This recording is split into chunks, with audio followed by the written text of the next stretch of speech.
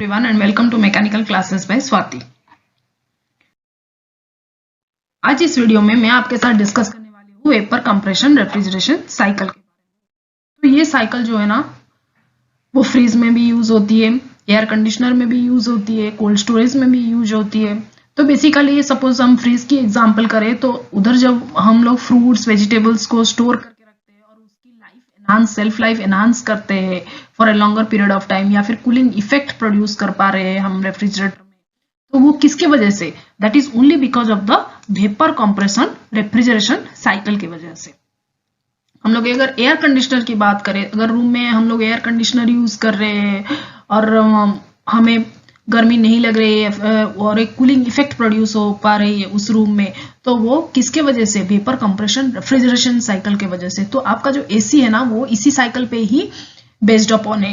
Refrigerator की बात करें तो वो जो कूलिंग इफेक्ट प्रोड्यूस कर पा रहा है वो सिर्फ रेफ्रिजरेशन साइकिल की वजह से ही कूलिंग इफेक्ट प्रोड्यूस कर पा रहा है। कोल्ड स्टोरेज में हम लोग महीने भर हम लोग फूड प्रोडक्ट्स को रख पा रहे हैं सिर्फ only because of the vapour compression refrigeration cycle के बारे में। तो आप अंदाजा लगा सकते हैं कि ये साइकिल कितनी इंपॉर्टेंट है हमें जानना, कि फ्रिज कैसे काम करता है, एयर कंडीशनर कैसे काम करते हैं, वो सब ये वेपर कंप्रेशन रेफ्रिजरेशन साइकिल के ऊपर ही बेस्ड अपॉन है। यही साइकिल ही कंटिन्यू कर रहा है एसी में या फिर फ्रिज में। इसके वजह से हमें कूलिंग इफेक्ट मिल पा रहा है।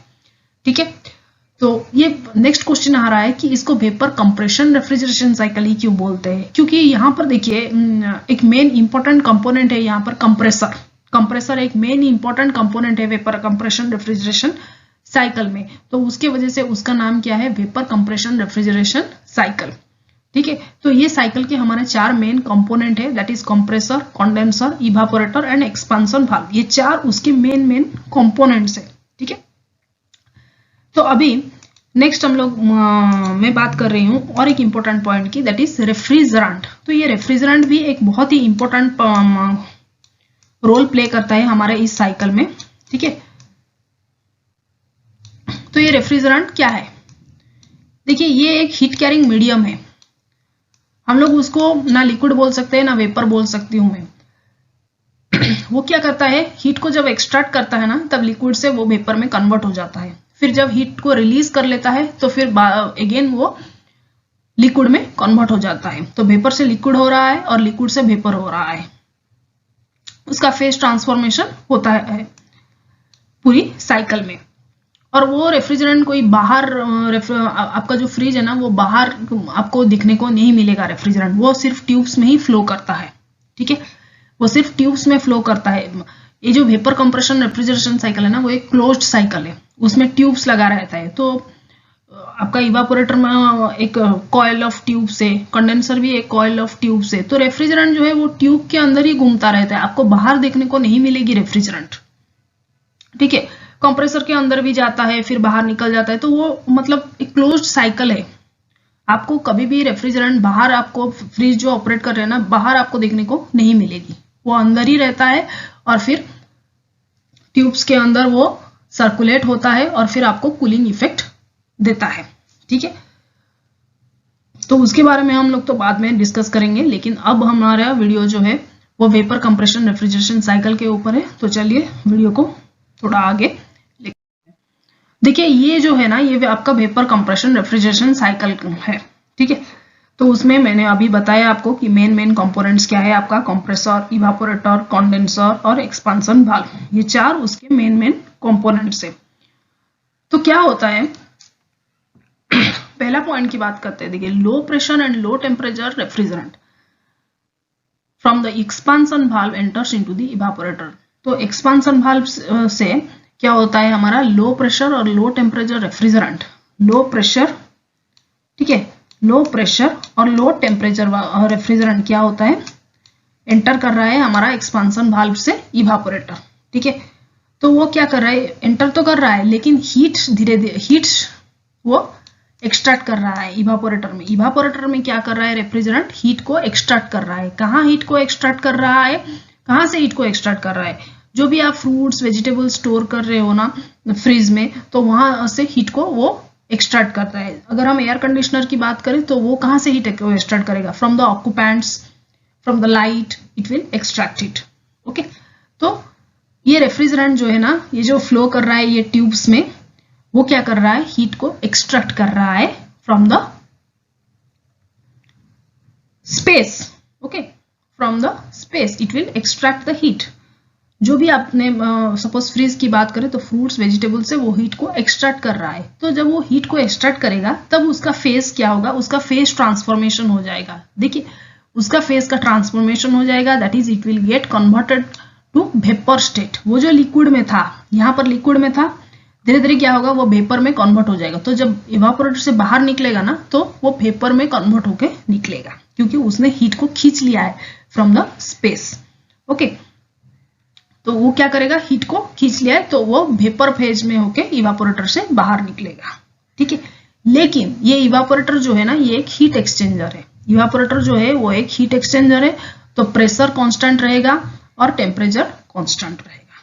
ठीक है, टेम्परेचर और प्रेशर जो है वो कांस्टेंट रहा है। नेक्स्ट क्या है, अभी कंप्रेसर में जाएगा। ये जो वेपर रेफ्रिजरेंट है ना, ये अभी कंप्रेसर में जाएगा। कंप्रेसर में जाने से क्या होगा, कंप्रेसर में जाने से वो जो रेफ्रिजरेंट था ना वो कंप्रेस हो जाएगा। कंप्रेस होने से क्या होगा, उसका प्रेशर और टेम्परेचर फिर बढ़ जाएगा। ठीक है, जब बाहर निकलेगा ना तो वो वेपर रेफ्रिजरेंट के फॉर्म में ही निकलेगा, लेकिन उसका प्रेशर, उसका टेम्परेचर जो है वो बढ़ जाएगा, इंक्रीज होके निकलेगा। ठीक है, फिर नेक्स्ट क्या होगा, रेफ्रिजरेंट अभी कहाँ जाएगा, कंडेंसर में जाएगा। कंडेंसर भी एक ट्यूब के फॉर्म में ही है, स्पाइरल ट्यूब और सर्पेंटाइन ट्यूब आप बोल सकते हो, उसके फॉर्म में है। तो आप अगर पुराने रेफ्रिजरेटर की बात करें तो वहां पर बैक साइड में आप देखोगे कि उधर कंडेंसर लगा हुआ है, ब्लैक कलर का ट्यूब्स आपको देखने को मिलेगा, उसमें फिन्स भी लगा रहता है, तो वो आपकी कंडेंसर है। तो कंडेंसर में जब ये वेपर रेफ्रिजरेंट जाएगा कंडेंसर में, तो वो क्या करेगा, हीट को बाहर फेंक देगा। कहाँ फेंकेगा, एटमॉस्फेयर में फेंकेगा। ठीक है, वो एटमॉस्फेयर में फेंक देगा हीट को। तो फिर उसका फेज फिर से ट्रांसफॉर्मेशन हो रहा है, रेफ्रिजरेंट का फेज फिर से ट्रांसफॉर्मेशन हो रहा है, that is from its phase will again now convert into liquid state. अभी उसका फेज ट्रांसफॉर्मेशन क्या हो रहा है, लिक्विड को वो फिर से कन्वर्ट हो जाएगा। वो जो वेपर रेफ्रिजरेंट था वो लिक्विड में अभी कन्वर्ट हो जाएगा कंडेंसर में, क्योंकि उसने हीट को डिलीवर कर दिया। कहाँ डिलीवर किया, एटमॉस्फेयर में उसने डिलीवर कर दिया। वो एटमॉस्फेयर को दे दिया हीट और खुद कन्वर्ट हो गया लिक्विड स्टेट में। ठीक है, अभी नेक्स्ट क्या है कि कंडेंसर जो है वो एक हीट एक्सचेंजर है, तो टेम्परेचर और प्रेशर जो है वो कांस्टेंट रहेगी इस प्रोसेस में। ठीक है, ये वेरी वेरी इंपॉर्टेंट ये है। हम लोग जब आगे पढ़ेंगे टीएच डायग्राम और पीएच डायग्राम उसके बारे में, ये वेपर कंप्रेशन साइकिल के बारे में, तो ये बहुत ही इंपॉर्टेंट चीज है जो आपको उस टाइम काम आएगी। इसलिए मैं बता रही हूँ अभी से कि कंडेंसर जो है वो एक हीट एक्सचेंजर है, वहां पर फेज तो ट्रांसफॉर्म हो रही है, लेकिन जो टेम्परेचर है वो कांस्टेंट रहेगी और प्रेशर भी कांस्टेंट रहेगी। ठीक है, आई होप आपको समझ में आ रही होगी। फिर वो रेफ्रिजरेंट क्या करेगा, अभी पास करेगा एक्सपांसन वाल्व में। तो ये एक्सपांसन वाल्व में क्या होगा, उसका टेम्परेचर और प्रेशर जो है वो ड्रास्टिकली रिड्यूस हो जाएगा, उसका रिड्यूस हो जाएगा। प्रेशर और टेम्परेचर जो है वो ड्रास्टिकली बहुत ही कम हो जाएगा, प्रेशर और टेम्परेचर। फिर वो जो प्रेशर और टेम्परेचर ऑफ द रेफ्रिजरेंट, जो लो प्रेशर और लो टेम्परेचर रेफ्रिजरेंट, फिर कहाँ मूव करेगा, अभी नेक्स्ट इवापोरेटर की तरफ मूव करेगा। फिर ये प्रोसेस कंटिन्यूसली चलेगी। ठीक है, तो ये प्रोसेस जो है वो कंटिन्यूसली चलती है, एक फ्रीज में हो या फिर एयर कंडीशनर में हो या फिर कोल्ड स्टोरेज में हो, ये प्रोसेस चलती है। उसके वजह से आपको कूलिंग इफेक्ट मिल पा रहा है। तो ये वेरी वेरी इंपॉर्टेंट साइकिल है। ठीक है, तो what are the advantages of vapour compression refrigeration. Advantages क्या है इस साइकिल का, रनिंग कॉस्ट हमारा कम है, सीओपी हमें बहुत, सीओपी मतलब कोएफिशिएंट ऑफ परफॉर्मेंस हमें बहुत ज्यादा मिलती है, और बहुत ही कम टाइम में हमें रेफ्रिजरेटिंग इफेक्ट मिल जाती है। It requires less time to produce refrigerating effect. ठीक है, उसके कुछ लिमिटेशंस भी है या फिर डिसएडवांटेजेस आप बोल सकते हो। तो फिर इसका जो इनिशियल कॉस्ट है वो बहुत हाई है, और रेफ्रिजरेंट भी कभी कभी हैजर्डियस यूज होते हैं जो कि आपकी एटमॉस्फेयर के लिए खराब है, ओजोन लेयर डिप्लीट करता है। उसके बारे में हम लोग बाद में बहुत ही इलेबोरेटली डिस्कस करने वाले हैं रेफ्रिजरेंट टॉपिक के ऊपर। बस आप इतना याद रखिए कि रेफ्रिजरेंट कभी कभी हार्मफुल भी होते हैं to the atmosphere, It depletes the ozone layer because it involves chlorine atoms and all. Okay. So thank you for watching my video. Please subscribe to my channel for more videos.